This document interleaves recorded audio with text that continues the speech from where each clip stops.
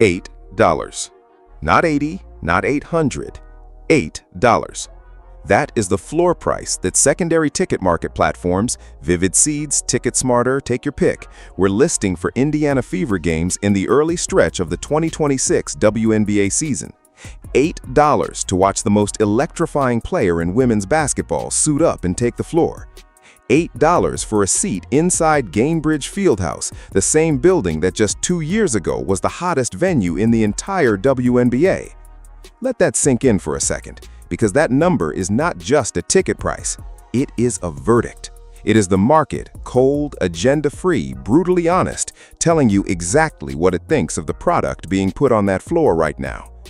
And before anybody in the comments tries to frame this as a slow start, an injury hangover, a casual fan re-engagement problem, stop. Because we are not talking about a franchise that was already struggling. We are talking about the Indiana Fever, who in 2024 averaged over 17,000 fans per game at Gainbridge Fieldhouse, leading the entire WNBA in home attendance. A number, by the way, that the franchise had never come close to before one specific person walked. $8. Not 80, not 800, $8. That is the floor price that secondary ticket market platforms, Vivid Seats, TicketSmarter, take your pick, were listing for Indiana Fever games in the early stretch of the 2026 WNBA season.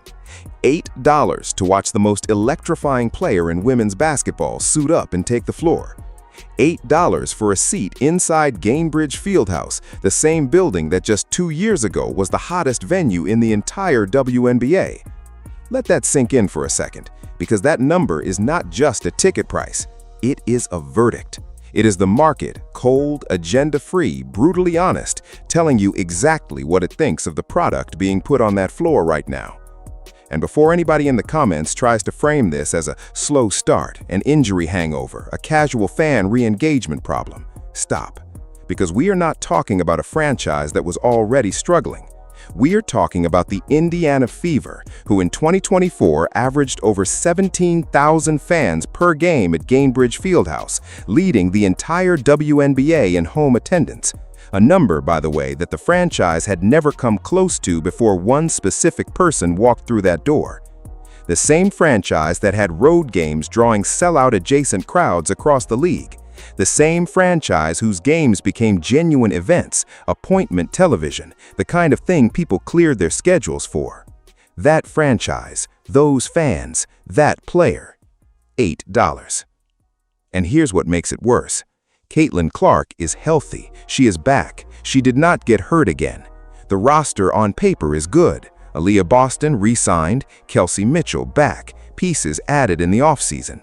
There is no obvious catastrophic reason for this collapse in market demand. No superstar traded away, no ownership chaos, no stadium issues. The reason those tickets are sitting at $8 is simpler and more damning than any of that. The people who drove that attendance boom are watching the actual games, seeing how this team is being run, and quietly deciding they have better things to do with their Saturday nights. That is not a weather problem. That is not a scheduling problem. That is a coaching problem, and it has a name. But to really understand how we got here, you have to go back to before the season even started, because that's when the warning signs were already flashing red bright for anyone paying attention.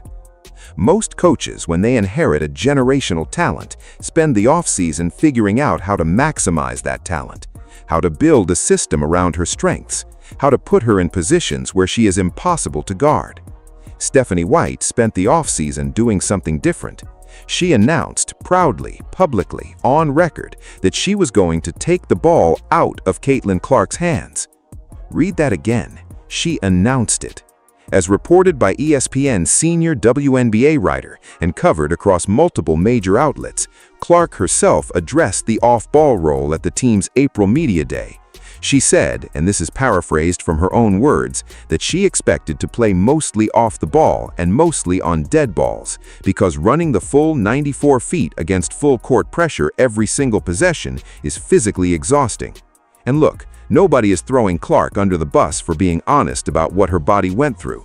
She played only 13 games in 2025. She dealt with multiple soft tissue injuries. She's being smart about her own health and her own longevity. That is completely reasonable. But here's where the story splits into two very different directions. There's a version of this where a coach hears her star player say, "I need some relief on ball handler duty," and responds intelligently, adding a secondary ball handler to share the load, designing actions that get Clark easy looks without requiring her to dribble the life out of herself, using off-ball screens and movement to keep her involved while protecting her body. That's smart coaching. That's what elite coaches do when they have elite players coming off injury years. And then there's the version where a coach takes that one honest comment from her star and turns it into a philosophy, where "let's manage her minutes smartly" becomes "let's build our entire offensive identity around keeping her off the ball," where the response to having the most gifted offensive creator in the sport is to design a system in which she cannot fully operate. These are two completely different things, and based on everything that's played out in these early 2026 games, the fan base, with real evidence behind them, believes that Stephanie White went way too far in the second direction. Way too far. And the ticket market agreed before the season was even 2 weeks old. What nobody expected was just how fast the frustration would boil over. Because the Sparks game gave everyone a front row seat to exactly what this coaching situation looks like in real time, and what it could be if the leash was ever taken off. Here is what happened in the road game against the Los Angeles Sparks, because Fever fans saw it live, and it tells you everything you need to know about this situation in about 48 minutes of basketball. First quarter, Caitlin Clark comes out absolutely cooking. The Fever are pushing pace, running up and down the floor, and Clark is getting off pick-and-roll looks with Aaliyah Boston, the two-woman game that, as multiple analysts have noted, is the single highest value offensive action in Indiana's entire playbook. And it showed. When those two run that action right, when Clark threatens the pull-up three off the screen and Boston reads the roll to the rim, defenses have no clean answer. Go under the screen and Clark is pulling up from 25 feet with a green light and ice in her veins. Hedge too aggressively and Boston is sprinting to a free layup. Switch it, and now you have a guard trying to body up a 6'4" time all-star in the paint. There is no good option. The defense is just picking which way they want to lose. The Fever looked like a different team in that first quarter. They looked fun, they looked dangerous. They looked like a squad that understood what it had and was not afraid to use it. Clark finished that game with 24 points and 9 assists. The Fever won 87-78 on the road. On paper, that is a good night. Road win, star player drops a near 30-point performance with nearly a double-double in assists, team improves their record. Good, right? Except that the people watching that game did not come away feeling good. They came away feeling like they watched 90% of the meal get snatched off the table before they could even taste it. Because the moment the second quarter started, everything changed. The tempo died. The pick-and-roll sets dried up. The extra pass mentality that fans have been complaining about since the moment White was hired came creeping back in like a fog rolling over the floor. And by the time the game reached its most critical stretches, there were genuine sequences where any honest observer had to ask themselves, is this team running plays designed to maximize the best player in the sport? Or are they freelancing and hoping something falls? And it did not stop there. According to coverage from Sports Illustrated tracking the brief window Clark was back and playing in 2025 before her groin injury ended her season early, fans on social media were already boiling over after games, with one user describing the offensive approach as an everybody-eats buffet, a system that complicated simple situations and denied Clark clean looks when the game was there to be taken. Another fan, quoted across multiple platforms, put it in even simpler terms. Give Caitlin the ball, run ball screens, let the defense figure it out.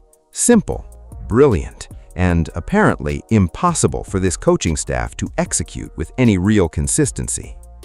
That frustration was not born in 2026. It has been building for 2 seasons.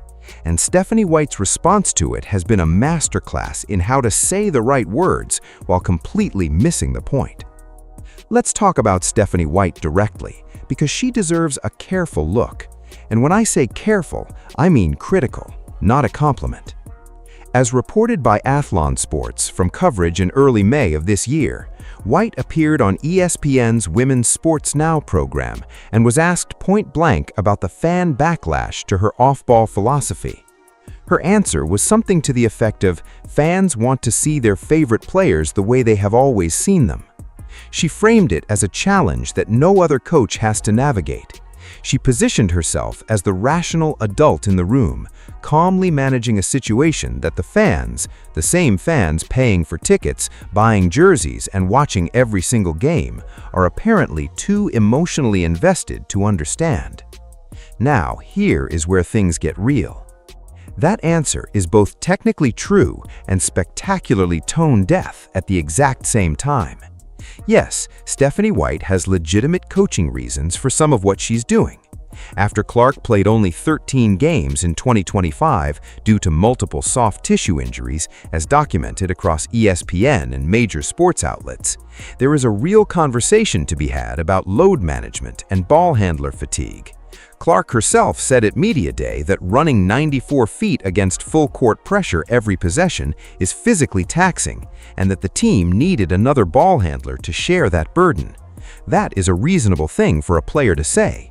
That is an athlete being smart. Nobody disputes that. But here's the thing that White keeps dancing around every single time a microphone gets put in front of her.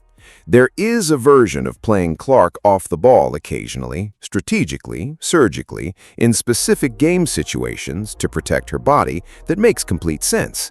Smart coaches do that with their best players all the time. That version is fine.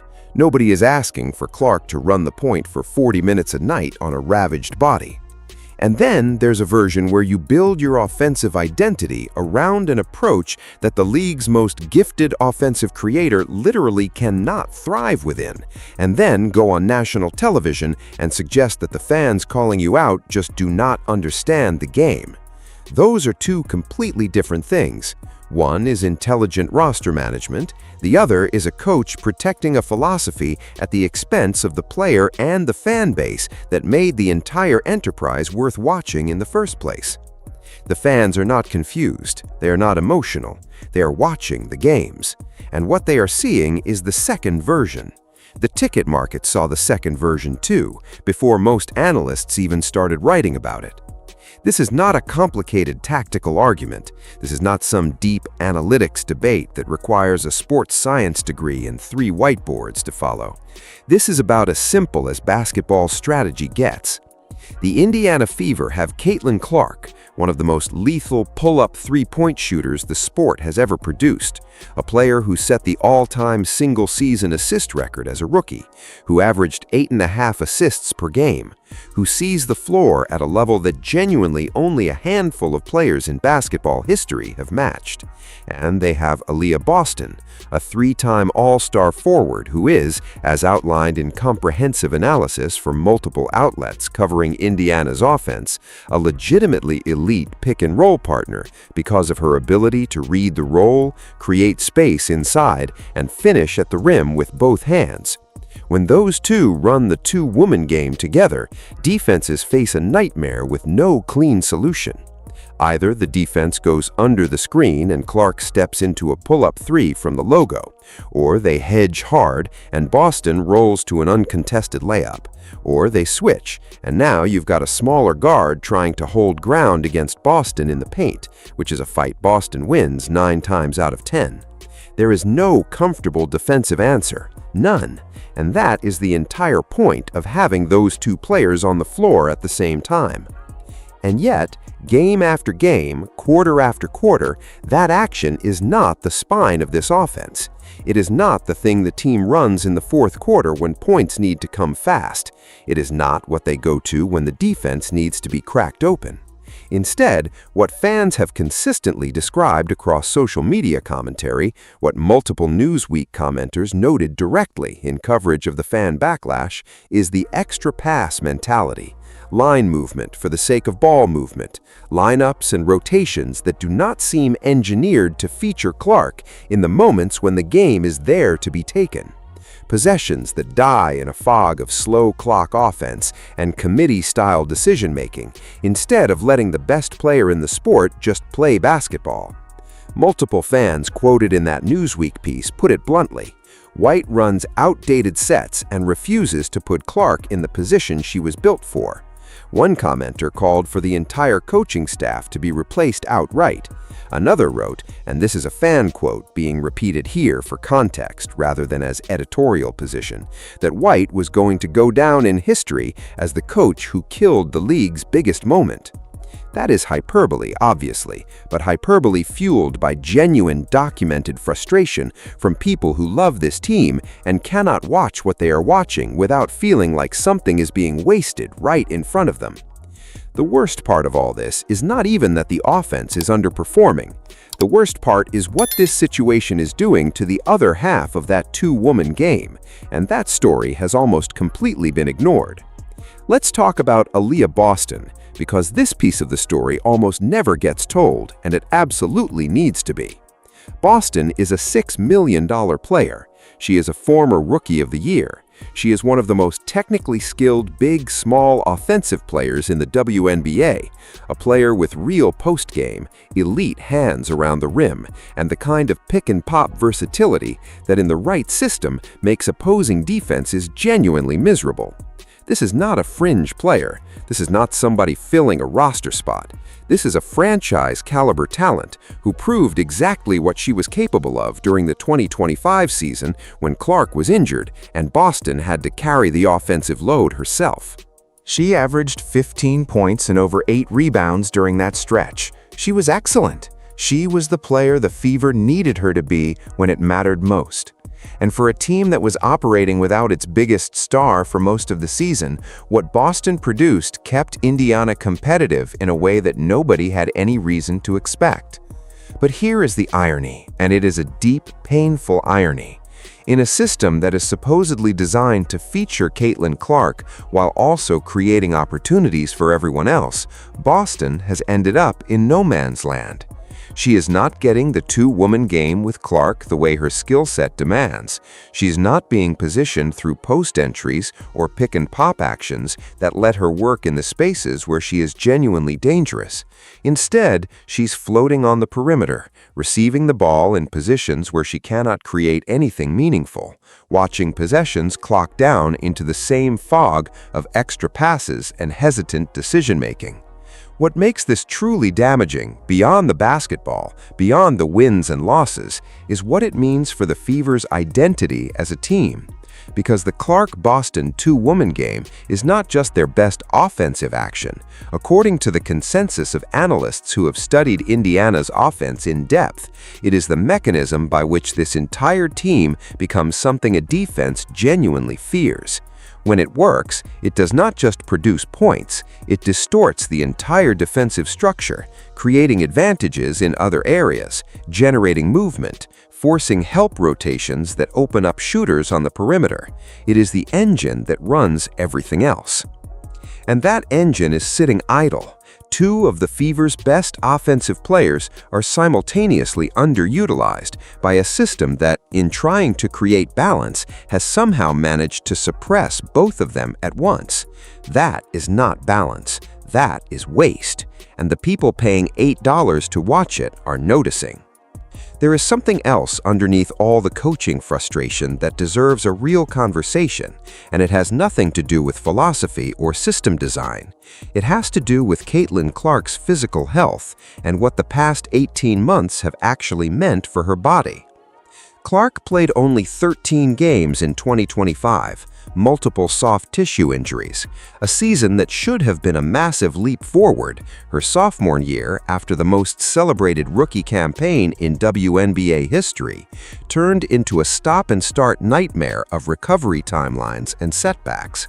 And the early 2026 game logs have shown that her three-point efficiency has not been where it needs to be, which for a shooter of her caliber is worth paying attention to. She's 2 games in. She played on a restricted minute plan in her first game back. Context matters enormously here, but context does not make the questions disappear. The origin of her physical issues, the jarring collision with Marina Mabrey, the brutal slam to the floor that WNBA fans absolutely remember, is not paranoid fan conspiracy talk. When a physically dynamic athlete takes that kind of impact to a specific area of the body and then subsequently deals with recurring soft tissue injuries in that same region across multiple seasons, the connection is a legitimate sports medicine question, not a certainty, not a proven diagnosis, but a question serious enough that any credible athletic trainer or physical therapist would want to examine carefully rather than dismiss. And here is what makes this directly relevant to the coaching conversation. Stephanie White herself, to her credit, acknowledged publicly, as reported by Chicago City Sports, that the team spent serious time working on Clark's biomechanics during the offseason. White was quoted saying that young athletes do not always develop proper mechanics and that those deficiencies do not get exposed until something happens. That's an honest, thoughtful, medically grounded statement, credit where it is due. But it also raises an uncomfortable follow-up question that nobody seems to want to ask out loud. If we know Clark's physical foundation needed significant corrective work coming into this season, White's own words, and we know the full-court ball handler role is, by Clark's own admission, the most physically taxing thing she does on a basketball floor, then why is the response to that knowledge a coaching philosophy that still has her grinding through a system that doesn't do the heavy lifting for her? If her body needed to be protected, the smartest way to protect it was to build a system that made basketball easier for her, not harder. Let the pick and roll do the work. Let Boston's screening create clean looks. Let the structure of the offense carry the burden that Clark's body cannot always carry herself. That's not what has happened, and the gap between what should have been done and what has actually been done is where a significant chunk of the fan frustration lives. Before we get to the final verdict, it's worth zooming out and making sure everyone understands what's genuinely on the line here, because the Indiana Fever coaching situation is not just about one team's win-loss record. The stakes are considerably larger than that. In 2024, the Indiana Fever's average home attendance was 17,036 per game. That led the entire WNBA. It was a number the franchise had never come close to before, according to their own venue history. Before Caitlin Clark walked through that door, the Fever were, by the resigned assessment of their own frustrated fan base, a franchise that could not sell out a county fair on a good night, a team that existed at the margins of sports consciousness, quietly playing games in a building that never felt full, drawing the kind of coverage that only the most committed WNBA fans sought out. Clark did not just improve that, she obliterated it. She turned the Indiana Fever into the hottest ticket in women's basketball almost overnight. She made road games into events across the league, opposing arenas filling up with people who came specifically to watch her, whether they had ever attended a WNBA game before or not. She dragged casual sports fans into genuine investment in women's basketball in a way that no marketing campaign, no league initiative, no television deal could have manufactured. The WNBA's television contracts, its sponsorship conversations, its sense of itself as a league capable of competing for mainstream sports attention, all of it accelerated dramatically in the wake of what one 22-year-old from Ames, Iowa, did on a basketball floor. That is the asset that is currently being mismanaged. That is what $8 resale tickets represent. Not just a slow start, not just fans being fickle, but a real and measurable erosion of the extraordinary thing that was built in 2024. And the erosion is happening not because Clark is gone or hurt or struggling in any long-term sense. She put up 24 points and 9 assists in a road win in just her second game back from an injury-ravaged year. The talent is there, the player is there, the opportunity is right there in front of this organization, enormous and rare and extraordinary. The product on paper is genuinely good. Boston is back, Mitchell is back, Clark is healthy. The bones of a championship-level team are in place, and yet, $8. The market always tells the truth, even when nobody in the organization wants to hear it. There is one thing that needs to be said clearly here, because this channel does not do incomplete takes for the sake of a cleaner narrative. Stephanie White is not a villain in this story. She is not running a deliberate sabotage operation. She is not somebody who woke up one morning and decided she was going to undo everything Clark built. She finished the 2025 regular season 24-20 without Clark for the vast majority of it, and got the Fever all the way to the semifinals, where they pushed the eventual champion Las Vegas Aces to a 5-game series. That is genuinely impressive coaching. Building a competitive team around a depleted roster without your franchise player for most of the year and still making a deep playoff run is not something a bad coach does. Credit for that exists and should be acknowledged. She has also spoken with genuine warmth about Clark. As reported by Yahoo Sports, White has said publicly that she hates everything being thrown at Clark, that she sees her as a 23-year-old who just loves basketball and is being used as a pawn by too many people's agendas. That is the statement of someone who actually cares about her player as a person. That matters. But here is the thing, and this is the crux of everything. Caring about your player and maximizing your player are two completely different things. You can care deeply about someone and still not be the right person to unlock what they are capable of. You can have genuine affection for a player and still run a system that suppresses her best qualities. You can be a good coach in many respects and still be fundamentally mismatched with the specific demands of the moment you are operating in. The fans who are putting an $8 price tag on the Stephanie White era are not calling her a bad person. They are not dismissing her coaching career. What they are saying, with their wallets, with their absence, with every comment section and social media thread, is that she may simply be the wrong coach for this particular moment, that the system she runs, the measured pace, the equal opportunity ball movement, the reluctance to hand Clark the keys and let her impose her will on a basketball game, is fundamentally mismatched with what Caitlin Clark fanbase came to see, and more importantly, with what Caitlin Clark is genuinely capable of doing when the offense is designed to serve her rather than contain her. That is not a personal attack, that is a basketball assessment, and the market has already made its feelings on that assessment extremely clear. So where does this leave us? The Indiana Fever are not a bad team.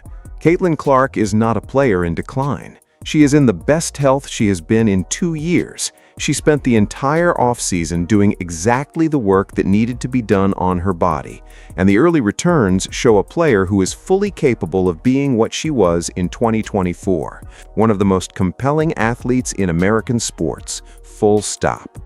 The roster around her is legitimate. The market is there. The fan base, despite the $8 tickets, has not gone anywhere permanently. These are people who are frustrated, not people who have given up. There is a difference. But the coaching situation is a documented problem, and the evidence for that is not coming from anonymous accounts on social media or from rival fans wanting to see the Fever fail. It is coming from the secondary ticket market, which is the most neutral arbiter of value that exists in professional sports. It is coming from Clark's own publicly documented frustration, covered by Chicago City Sports, reflecting a player who has spent 2 seasons being asked to answer for decisions that are not hers. It is coming from the fans who built those historic 2024 attendance numbers with their own money and time and energy, and who are now watching a product that does not look like the thing they signed up for. There is still time. The 2026 season is young. There is time for Stephanie White to listen, actually listen, not just acknowledge the criticism before pivoting back to the same talking points about managing her star intelligently. There is time for the offense to evolve. There is time for the Clark-Boston 2-woman game to become what it should be, the relentless pick-and-roll spine of everything Indiana does offensively. There is time to just let Caitlin Clark play basketball, the way Caitlin Clark plays basketball. Sports Illustrated's season preview put it plainly enough. The Fever have everything they need to compete for a championship. Clark is healthy and motivated. Boston is back and hungry. Mitchell is an all-WNBA caliber talent.